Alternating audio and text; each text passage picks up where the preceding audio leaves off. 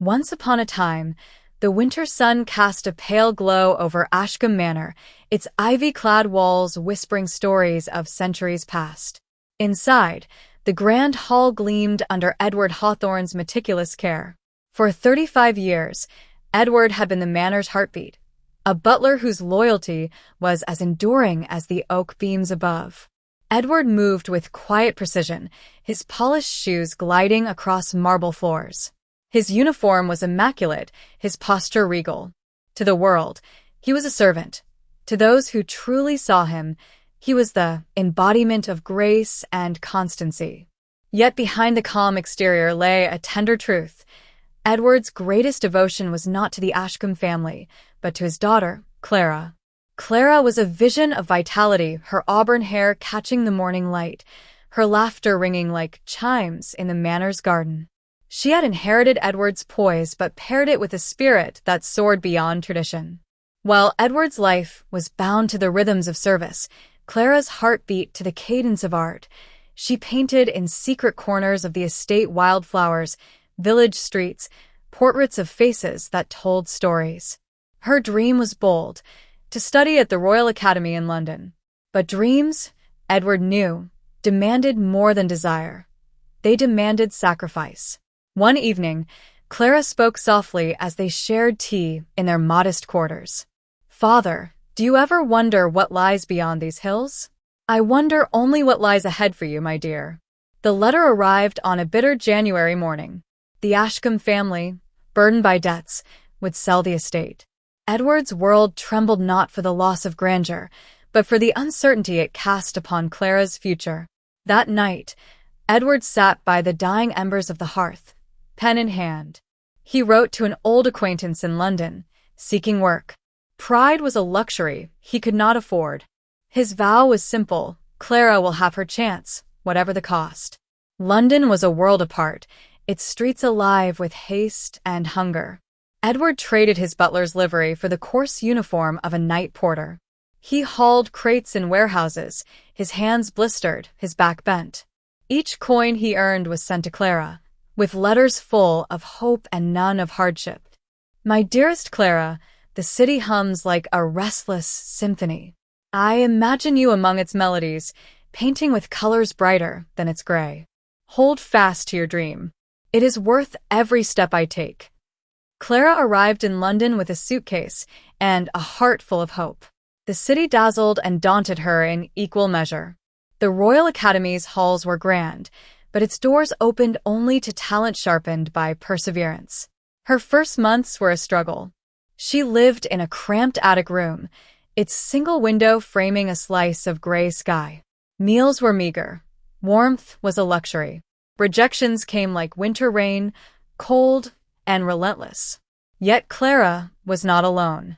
In a dimly lit cafe near the academy, she met Margaret, a fellow student with ink-stained fingers and a laugh that defied hardship. Margaret introduced her to Theo, a sculptor whose hands shaped dreams from stone. Together, they formed a trio bound by ambition and adversity. "We're all chasing light in this city," Margaret said. "Some days it feels like darkness wins, but that's when we paint harder." Theo, grinning, answered, "Or carve deeper." Their friendship became Clara's anchor. They shared brushes and bread, laughter and tears. When Clara's canvases were rejected, Margaret reminded her that art isn't about applause, it's about truth. Years passed. Clara's art bloomed like spring after a cruel winter. Her portrait of Edward Stoic, eyes alight with quiet strength, won acclaim at a local exhibition. Critics marveled. This is not mere paint. It is devotion captured on canvas. Invitations followed. Clara's name graced gallery walls in London. Yet amid applause, her heart sought one figure, the man who had given everything. The gallery buzzed with voices, glasses clinking under chandeliers. Clara stood radiant in a sapphire gown, her works adorning the walls. The gallery shimmered under golden light, its walls adorned with Clara's masterpieces. Critics murmured praise, patrons raised glasses, and the air pulsed with triumph. Yet Clara's heart was restless. Amid the applause, She searched for one face, the man who had given everything. Then she saw him.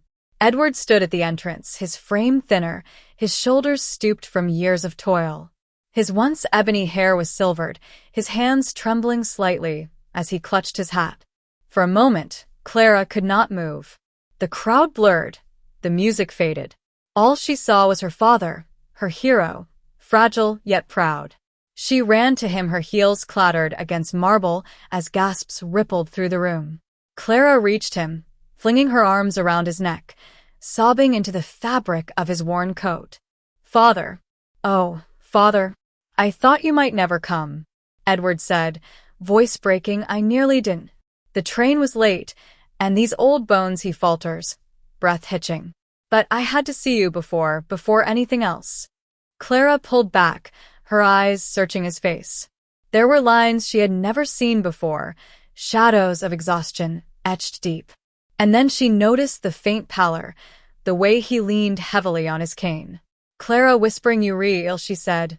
Edward, smiling faintly, replied, "Just tired, my dear." A lifetime of steps, all worth it. Tears streamed down her cheeks as she guided him to the center of the gallery. The crowd parted, silent now, sensing the gravity of the moment. Clara turned to the largest canvas, a portrait of Edward, painted from memory during her darkest days. His eyes in the painting glowed with quiet strength, his posture proud, his hands folded with dignity. Clara said to the crowd, voice trembling, This is the man who gave me everything. Every color on these walls exists because of his sacrifice." Edward looked at the portrait, then at Clara. His lips quivered, and for the first time in decades, tears fell freely. "I thought I was serving a family all those years, but it was you, Clara. Always you." Clara knelt before him, clutching his hands. "No, Father. You weren't serving, you were building a dream. And now it's ours." The room erupted in applause, but neither heard it. In that moment, time stilled. A father and daughter, bound by love and sacrifice, stood victorious not in wealth or status, but in the triumph of devotion. Edward passed peacefully 2 years later, his final days spent in the warmth of Clara's home, surrounded by canvases that told their story. Clara's art traveled the world, but her most cherished piece remained the portrait of her father, the butler who became a legend of love. And in quiet galleries, strangers paused before that painting, sensing the eternal truth it held. Love, in its purest form, is service without expectation and sacrifice without regret. Thank you for listening. If this resonates with you, please give a thumbs up and subscribe for more inspirational stories, and leave your comments below.